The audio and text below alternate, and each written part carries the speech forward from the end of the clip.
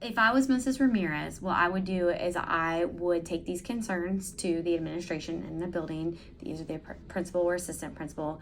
The other thing that I would do if I was her would not be to have personal social media accounts that she is friends with students. I do believe that that can contribute to some of these issues that she's having, but I would ask her to take this information to her principal and assistant principal so that they can kind of further investigate and be able to give her some more guidance on how to handle the situation. Thing that would have helped her situation. Now, this is kind of Monday night quarterbacking a little bit, but it's always a good idea to have your students set expectations for how you should act.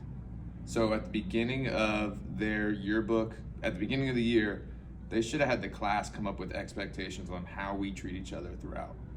So it's very obvious, and I'm sure students would come up with the idea of like, you're not gonna pick out on other people's work and criticize them in a negative. I mean, you can have criticism, but you gotta do it in a respectful way. So that's where I would have started with the expectations. That way it's like you can kind of refer back to what you should have said and what you could have done. From there, though, with the private Instagram account, and this is my 5th year teaching, not that I'm a veteran by any means, but I definitely rely heavily on the other professionals in the building. Like the guidance counselors are my go-to for anything that I feel like is starting to get out of my expertise. So I would say for a first year teacher, don't try and handle it all by yourself. She should go and seek help from professionals that are in that field. Guidance counselors are my go-to, whatever her building setup would be.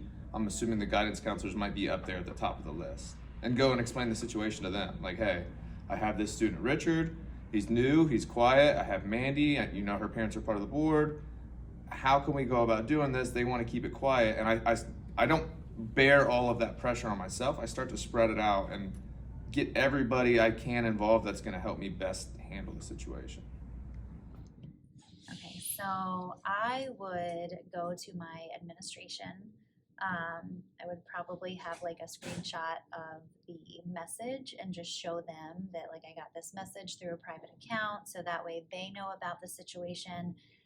Even though the student, Richard, didn't want me to say anything, I would feel obligated to say something because even though some might not consider it bullying, I take those things very seriously, so I would consider it a form of bullying. Even though Mandy's mom works in the office, I think I would lean heavily on my administration and kind of what they thought next steps would be. I'd probably have them talk to both students and then kind of go from there, see what they would want me to do.